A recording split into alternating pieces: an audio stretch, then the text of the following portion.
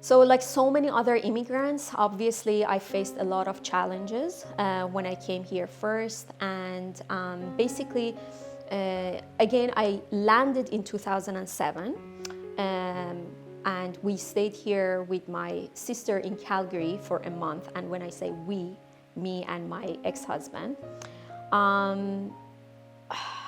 Very, very, like, as much as it was amazing, as much as I can tell you that I was so excited just basically landing in Canada, you know, the land of freedom and opportunities and everything.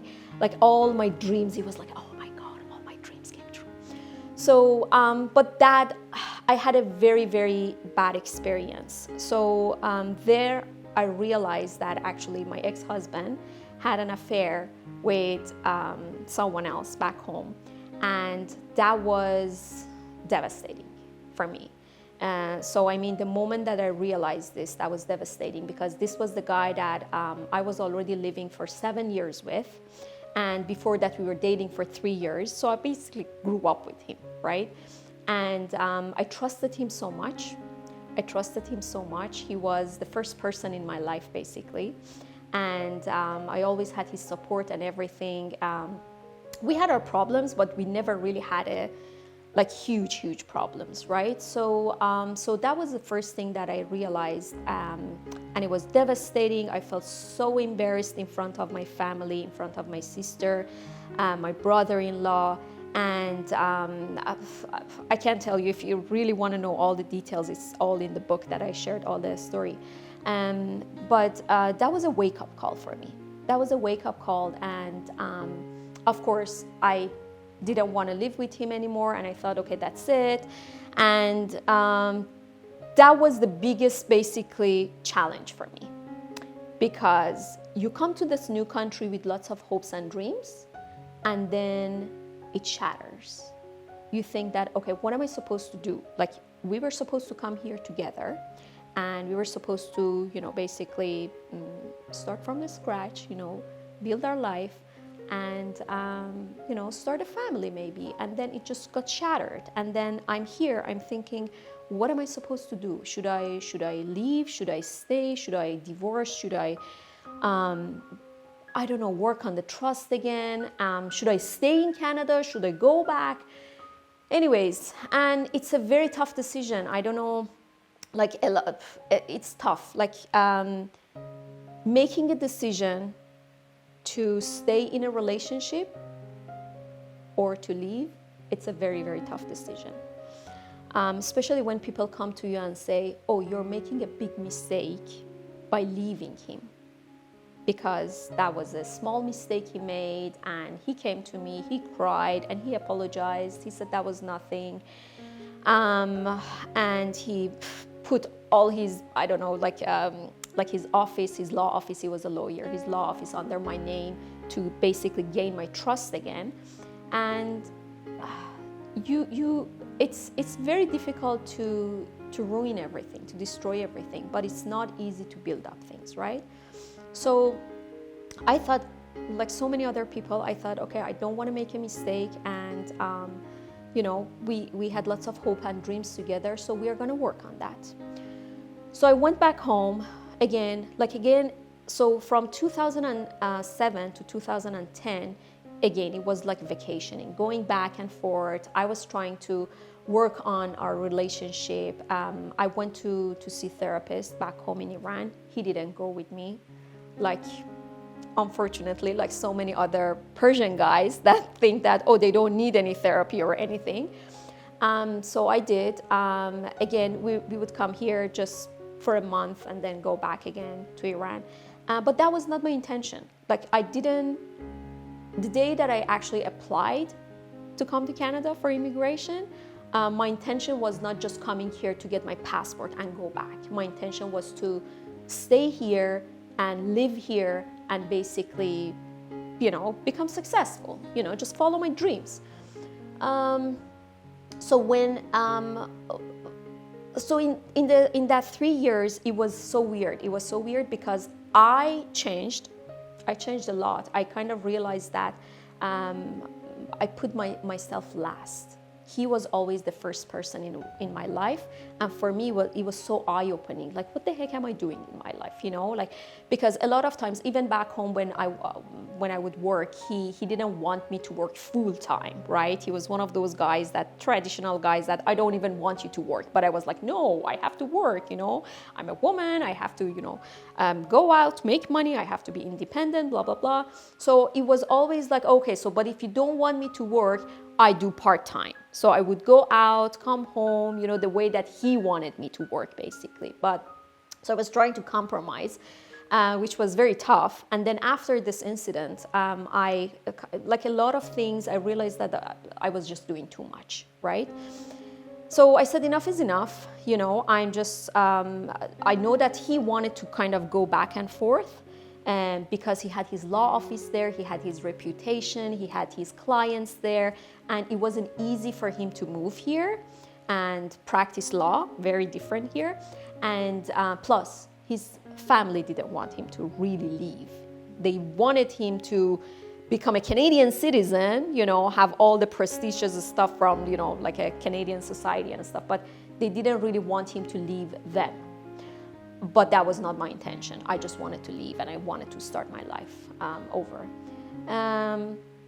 In the meanwhile, it was 2009, I think, when we came here, and I said, you know what, I really want to stay here. And I talked to my mom a few times, and she said, Sarah, the way that you're going back and forth, it doesn't really make sense. And she was right. She said, listen, you go there, you build your life, you get a job, you settle down, and if you're not happy, come back. If you're happy, then stay there.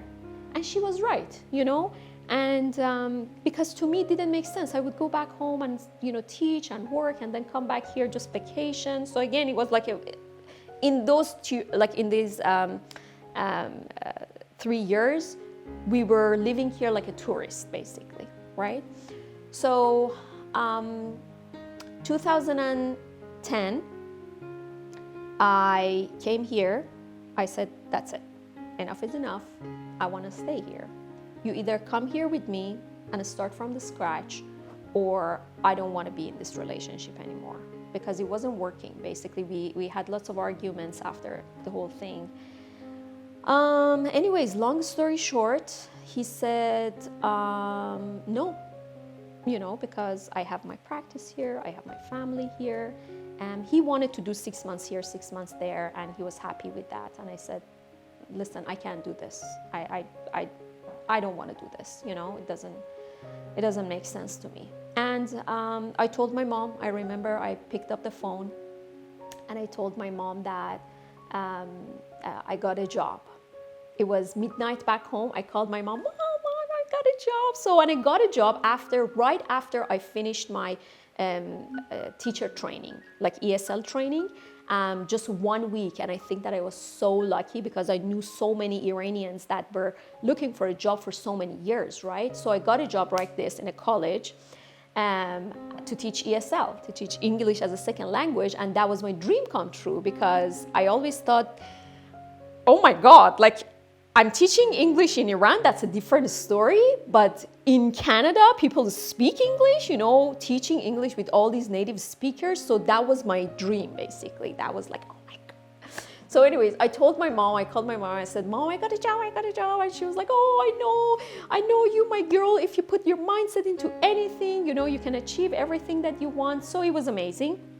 And I told her, I said, listen, I talked to my husband, and I told him that, you know, that's it. He can pick. He's living here. We start from the scratch, or, you know, I need to be out of this relationship. And my mom said, you know what? I support you. I support you, because my mom was my rock. Like, my mom was my rock. Like, I can't tell you how much she supported me in life. Like, to me, she was the only person who believed in me so much. And even when I came here, a lot of people said, oh, why do you want to teach ESL here? Like, there's so many native speakers. They're not going to hire you as an ESL teacher. And a lot of immigrants, they tell you, oh, go study interior design or become a real estate agent or do this or do that. So, and I said, no, this is my passion. This is what I really want to do. And my mom, again, she supported me and she said, Sarah, do what you think that you want to do and it's your passion. Again, if you can do it, if you become successful in it, then fine. If you don't, just change your path. So, and then everything was fine. Everything was fine. I thought, oh my God, I'm, the luckiest woman in the world. I'm in the land of freedom. I'm just growing so much. I love the beautiful sky. I love the fresh air. Everything is so fine. My mom is supporting me. I'm just gonna divorce, so and do a lot of new things in my life. And then something else hit me really, really hard. It was 2 weeks that I was going to work with this new job, and I was just driving, listening to all the radio, and I was driving my BMW X5, and I was like, and I picked up the phone, and it was my uncle. And I'm like, he never calls me, like 8 in the morning, it was our 8 in the morning, and it was later in the evening back home, and that uncle never really called me before. I was like, hey, what's going on? And he said, your mom is in the hospital, and the doctor said to call her daughters to come back. So, and I thought, what is he talking about? Like, I talked to her 2 days ago and she was okay, right? And so I got to school, I got to work, and I called my uncle Shaheen, who's the youngest one and who's very close to me actually. So when I called him, my ex picked up his phone actually. I was like, so I knew instantly something was really, really off. So he picked up his phone because my uncle couldn't talk. And I said, what's going on? What are you doing there? And he started crying, and then he passed the phone to my uncle. And I'm like, Shaheen, just tell me the truth. What's going on? And then he just burst into tears and he said, my beloved sister is gone.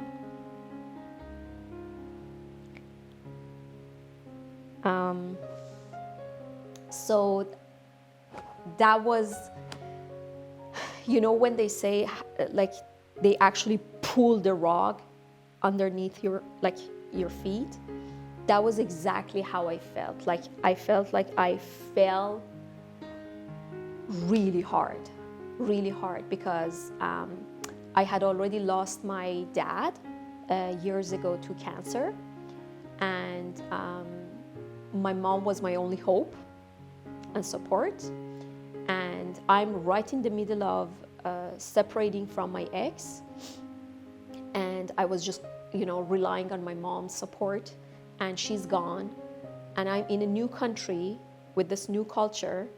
I didn't have any friends. My sister was living in she was living in Calgary. I was living in Toronto. And I didn't know what to do.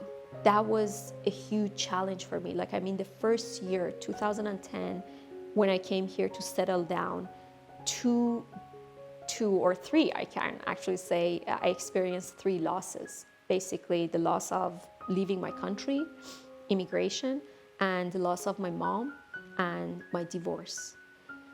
So I talked to my ex, and he thought that I was making a mistake by divorcing him. And again, that was really, really tough, because now I'm alone. Now I need someone's support. At least I lived with this guy for 10 years. And it was really tough, like making a decision just to get out of this relationship. It was even worse for me, because I didn't know what to do. I was like, okay, so that was my mom that I could count on, but I don't have her anymore. I flew back home. It was really tough. I stayed there for 3 weeks. When I came back, I had lost my job. And again, I was very close to get into depression. I took a lot of classes. I did a lot of self-help classes, workshops. I went to Landmark, and I thought a lot. I thought a lot about what would my parents want me to do? What would my mom want me to do? Does she want me to stay in a marriage that I'm not happy, but I'm comfortable? Or are they proud if I follow my dreams and stay strong? Again, making a decision was tough, but I believe that we have to choose things, that we have to make decisions that are the right decisions, but not necessarily the easy ones. So I made the tough choice by telling my ex that I didn't want to stay with him, even that I felt the loneliest person in the world. I would go, I got my job again after a month. I would go to work every single morning smiling and then go back home crying in bed alone. And I separated my husband. Whatever I had, he had given me, I returned it to him, so I didn't get anything from him. And it was tough. It was very, very tough. I started to, build up my relationships, make new friends, work, make money. During the winter that is crazy here, I just tried to face a lot of fears that I had in my life, which the biggest one was loneliness. I thought, okay, you know what? I'm good. I feel good about, my job, but I want something more. And so I started looking again. I started getting help. I started going to workshops and classes. I knew that I always loved psychology. I knew that I really loved, self-help and empowering women.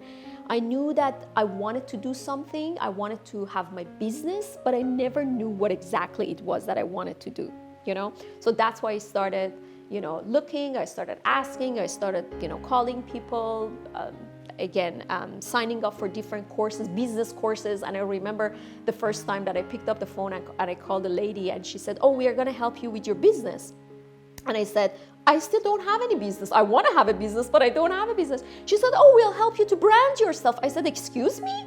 So that was the first time that I heard that phrase, brand yourself. I'm like, excuse me, brand what? I can brand myself? So that was interesting. I said, she said, "No, don't worry. We'll help you to get clarity around what you want to do in your life." I said, "Okay." I have to start from somewhere anyways. So I started taking this course, this program basically. It was called the School of Coaching Cognition, which was US based. And the first course that we had, it was coaching. It was a coaching, and we had a few coaches, life coaches there. And I was like, bingo, that's what I want to do. And then I stopped all those branding stuff because I didn't know what I was doing. And I moved on with my coaching, and I got certificates and stuff. And then I started and I was like, okay, so time to start your business. So, and it's funny, time to start your business, and you think that, oh, I have my certificate and I have knowledge, I have the experience in some stuff. So it means that I can start my business. So the second challenge, I started my business, I quit my job, and I had a few first clients, which kind of gave me hope. And then after that, I'm like, where are the clients? How am I supposed to make money? How am I supposed to pay my mortgage? So, and again, I'm like, oh, okay, it seems that I have to learn about business, how to do the business part, how to market how to brand yourself, basically. So again, I started looking and I took classes. I worked with a lot of coaches and mentors, and actually I have to say that Mr. Anari, Dr. Anari helped me a lot with my business. I had a lot of coaches, but to be honest, he was the one who actually helped me with a lot of strategies, like practical strategies, how to grow my business. I'm still growing. I'm still learning a lot. It's a lot of work. Having your own business is a lot of work, but I'm very, very glad to say that at least I'm at a place that I'm more settled. I know, how I'm running my business and how I can help other women to, face their fears, improve their confidence. Basically, everything that I dealt with myself, like with losses. I'm also a grief specialist, grief recovery specialist. So I help a lot of women to, move beyond their loss. I help a lot of women to increase their self-confidence. I help a lot of women to face their fears and to manage their emotions and thoughts, because I really, really think that we are living in our thoughts. We are living here, and we have a lot of negative and limiting beliefs that basically hold us back in life, that don't let us improve or progress in business or in life or anything. I teach a lot of communication courses, so I run retreats for women. Unfortunately, with this COVID thingy, we can't this year, but our women retreats are amazing. We, basically leave the city, go to nature for a couple of days. I run workshops for those women. We do hiking, we do meditation, we do yoga. It's just so amazing. We, refresh ourselves, recharge, and come back again to the everyday life.